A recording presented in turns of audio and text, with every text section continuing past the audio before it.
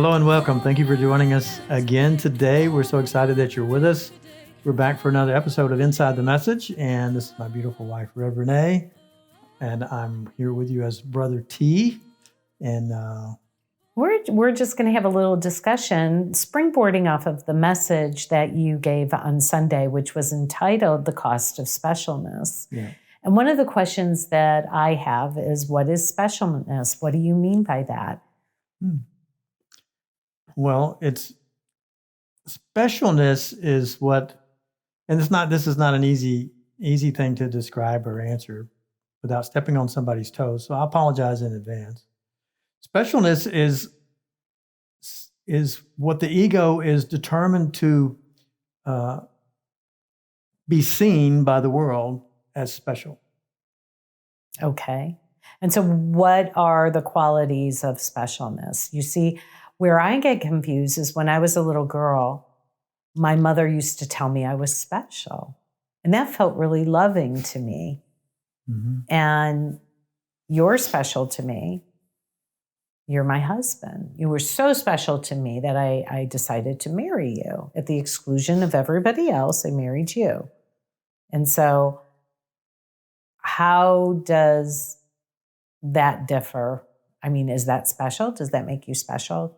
Because you do feel special to me. Well, in truth, it doesn't. Okay. Okay. But in the view of the world, it would. Mm-hmm. Right? In the view of the world, it would. But maybe it's easier to explain if we just look at what is not special. What would the love of God be? And that's part of the issue. You know, am I special enough that God loves me? And we're here to tell you, God loves everybody exactly the same. So where is the specialness? Right. There's no specialness in that. And Jesus was the icon, if you will, of real love, Mm-hmm. because it was said that Jesus loved everybody equally, right? What's not commonly known or taught is that he was married and had children. Sorry, spoiler alert. But he was human. He was a man, and that was what was expected. And that's our customs. That's what we do. We partner. But the love of God is everybody's perfect. And if you're perfect, then specialness is saying that everybody's flawed, and some people are special and some people aren't. And so it is also presumed that if you are special, you have somehow won favor, either with God or with the individual. And so therefore there was a prerequisite or a transaction that occurred that made me special, right?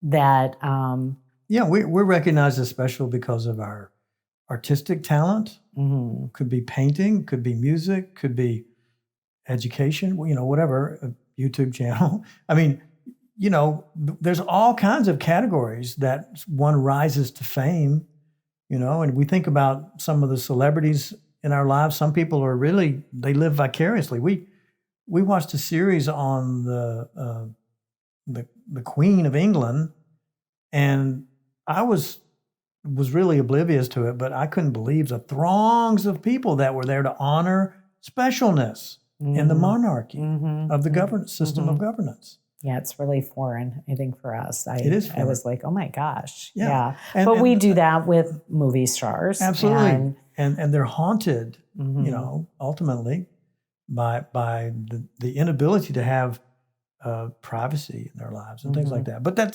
specialness is, in A Course in Miracles, is like what you believe. He goes as far as saying, what you believe is pleasure is really pain. Mm-hmm. Right? But he's referring to the ego. Mm-hmm. And what we're talking about is the ego self. And the Cost of Specialness is about victim consciousness, because at the victim level of consciousness, it's all about specialness or trying to be special, creating an idealized self so that I can get everything I want. If I'm special, I'll get everything I want to make me happy, including people. And they're disposable. They're very disposable if they don't treat me as special as I need to be treated or expect to be treated. We do it all the time in our relationships. Yes. Well, I can, when I look at specialness, I know that to be special is to be separated. Exactly. And I've had that experience in my role as a minister. There are individuals that would put me on a pedestal. And we've done that with many figures, including, our spiritual leaders and teachers. And so we put them on a pedestal. And I always am very wary of that, because what happens to those who are on a pedestal? They're holier than thou. And what eventually happens is they fall. They get knocked off the pedestal. What will eventually happen is that they fall off that pedestal, and there's a disillusionment, because the pedestal or being special or separate is actually an illusion. Right. And so then, and we think that the opposite of illusion is to be disillusioned, but that just means that we recognize the illusion, but the opposite of it is actually truth. And the truth is that what you were saying, that we're all perfect. That we're all love. So the cost of specialness, what I've experienced is the cost of specialness is separation. The cost of specialness, the cost of specialness is separation. The cost of specialness is can be aloneness, isolation. It can be thinking that I must be a certain way in order to be loved, and that I must jump through hoops. What are the costs that you were referring to? All of those are actually the requirements of specialness. Mm-hmm, mm-hmm. But the cost of specialness is to know your true self. Oh, okay. Right? If you're stuck in victim consciousness, and I do this because it's a level of consciousness, lines and levels. The ego sees everything through lines and levels and degrees. And it helps us to traverse these levels of consciousness, because we can kind of see where we are in this process of awakening. But the self-realization and moving up into the higher levels of consciousness comes at the cost of specialness, right? Or the cost of specialness, if you will, is that you cannot ascend as long as you're in the energy of maintaining the idea that you are special. Mm-hmm. Or not special enough, because you're still in the victim consciousness. And you're moving through those steps in and out, up and down, but you're kind of stuck there because you're trying to live up to this idea of an idealized self. But your true self doesn't give a whit about any of that. It knows that it's perfect and perfectly happy in the knowing of its self as an extension of love as God in perfect safety, right? It can traverse the world with no concern about being discovered. Could be, and knows how to do all kinds of things and knows the world and sees things that other people can't see at all, but it has no desire whatsoever for recognition. Right. So the cost of specialness is to be imprisoned into lower levels of consciousness. And what are the hallmarks? What are the characteristics of one who is in victim level consciousness? And what I want to say about this is, Tony mentioned level, right? And so at this level of consciousness, we believe that that life is happening to us. We believe that effects and conditions are cause in our lives, and that the map of consciousness that we are introducing and talking about isn't used to beat ourselves up.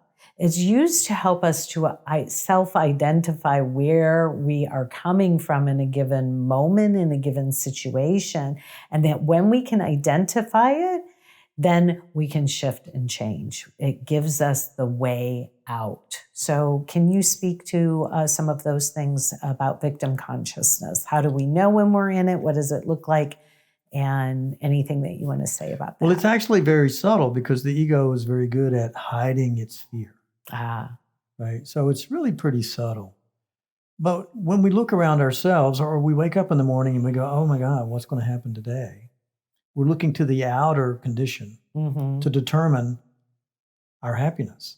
Like when we check the news or we check the weather or we, look to the world. Or the people in our life. Right. Right? Are they treating me like with the way that I expect to be treated so that I can feel okay and feel special and feel safe? Right? Okay.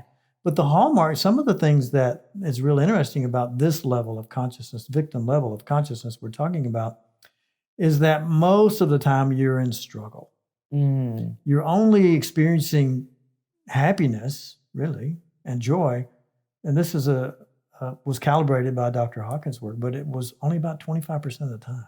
In other words, I've expressed it this way before. Now, this is YouTube, so or Facebook, so you're in the shitstorm most of the time. Okay. Drama. You're always in the middle of a drama. Right. Right. And there's always something to worry about. Yeah. Because the world is happening to you. Right. Can you give an example of a time or an era or an experience where you can go, boy, was I in that victim level consciousness? And then how identifying that helped you to shift and change? Well, you mean like a personal story. I guess I'm trying to think of something that springs to mind, but I guess back when I was in the military, there were occasions when I found myself struggling to be recognized because everybody looked the same and dressed the same, right? And it was hard to be special when everybody's looking and dressing and acting the same, right? And so, I can go all the way back to the first grade. In the very first grade, right? I thought I was special and I wasn't supposed to go to school. So this is a better story than the military because the very first day of school, my mom took me to school and I was kicking and screaming. We're standing in the I guess it was the auditorium where there was a little basketball court or whatever. And all the kids were lined up. And then the teacher came in and said, okay, if you're assigned to this teacher, and my teacher's name was Miss Mary Litchford, then you go over here, right? And all the students, the parents took them over there, and the teacher goes with the students to the room, right? And I'm like, I don't like the way she looks. I don't like anything about this whole day. I'm not doing this. My grandmother had assured me that I was very special, right? Yeah. And my mother also, I was the first male child in the family, so I only had one older sister, but I was special. And so I went to the classroom, and Mother finally got me to go, let's just go and see what it looks like, Yeah. Because I'm not even going to the classroom. I'm staying. Let's just go home. This is not necessary. Yeah. Right. And I'm 6 years old kid, right? So we go to the classroom, and I'll tell this story because it's kind of fun. But Miss Mary Litchford, she reached down and held my hand, and my mom's holding my other hand. So I'm like this, and these two women are holding my hands. And Miss Mary Litchford starts talking to my mom, and she goes, "Now you just leave him. He's going to be fine." And suddenly she starts squeezing my hand, and she's squeezing my hand so hard. Suddenly I'm like, "Mom, it's okay for you to leave," because I want this at the end, right? I think pain pushes until vision pulls. I was getting a vision that this wasn't going to end until my mom left. Right? Yeah. So I was a straight A student because I was her special child after that. She had my respect immediately. And I'm like, whatever I've got to do, I'm going to keep her happy because she can hurt you. So that was kind of special. I mean, I was even as a child, I was I already consider myself way too special to have to go to school. So there you have it. Right. And we kind of start out that way, very narcissistic. It's me. Right? Ultimately, we expand to other people, and by the time we get to down the road in our spiritual journey, now we care about our planet, we care about our animals, we care about our universe, we care about everybody on the planet. You know, we begin to expand into higher and higher levels of a recognition of how we are in relationship with all that exists. Right, right. I want to end with something that is something that we can really grasp onto. So, you know, victim consciousness. Most of our audience is probably adult, and most of them pretty, you know, on a spiritual path, right? Or exploring If you're a hanging out with us, spiritual, I'm sure, yeah. or exploring a spiritual path. And I want us to get real about when am I in victim level consciousness and how do I know when I'm in it? And so I believe that life is happening to me. I don't believe that I have any choice. You know, a victim doesn't have a choice. There tends to be a hopelessness, sometimes a despair. Most often, when we separate ourselves off, when we're in this victim consciousness, what we tend to do in order to be able to withstand being with ourselves when negative things happen to us is that we blame others. I blame my spouse. I blame the person who, you know, pissed me off last. I blame President of the country. the president or the president-elect of a country. And I blame the world. Yeah, the outer condition. And I believe that it is the cause of what I am experiencing. And the determiner of my happiness. And the determiner of my happiness. And that which prevents me from being special in the world. Right. That which prevents me, and it doesn't have to be people, it can be institutions, it can be societal norms. I'm too old. I'm, you know, not the right body size. I'm not the right race. I'm not, you know, this or that, the right gender.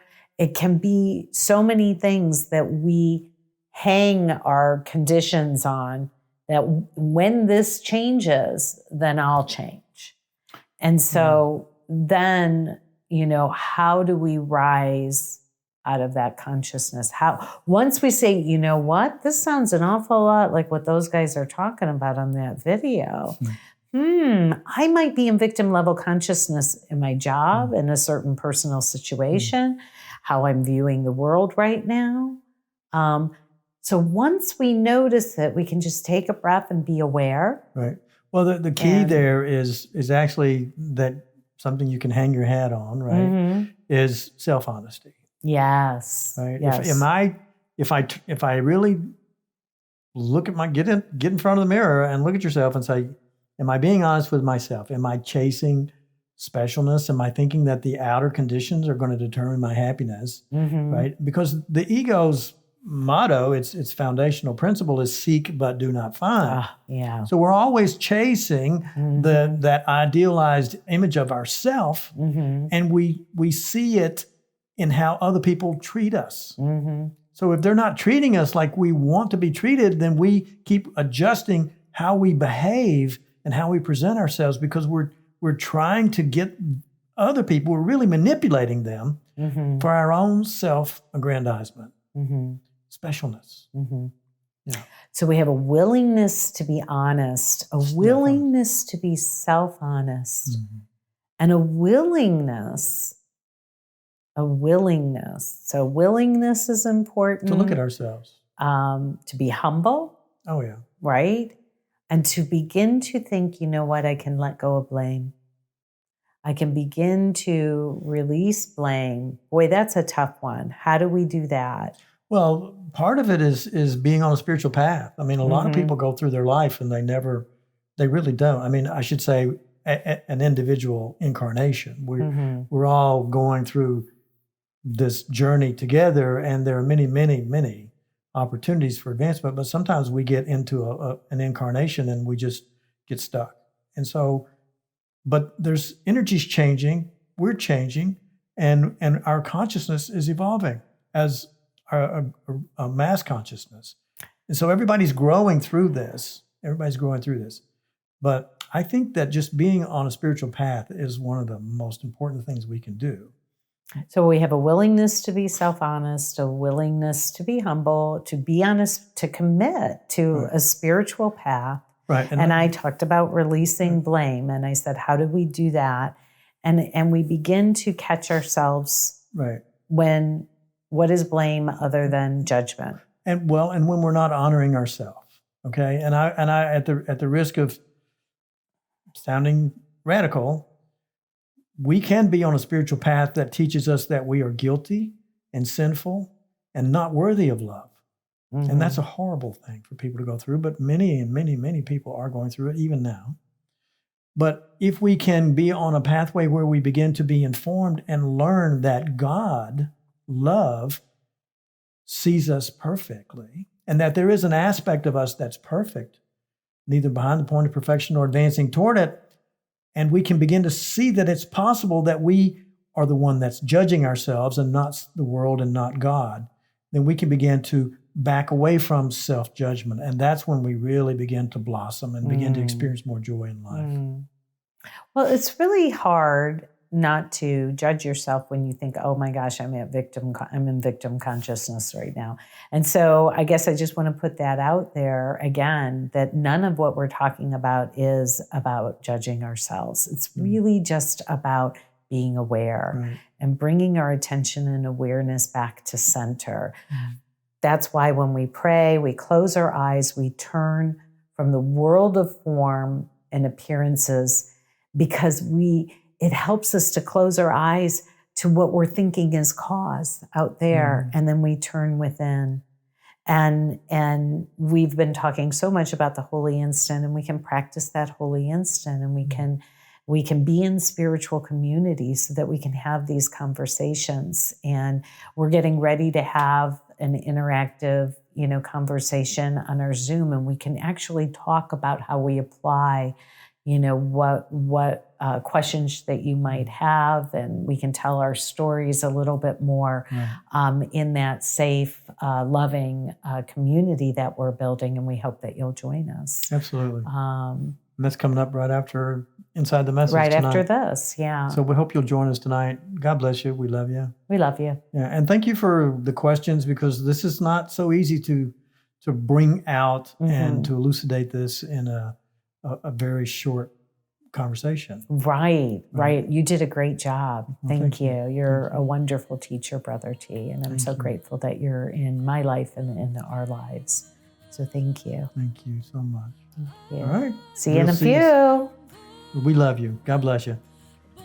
We hope to see you soon.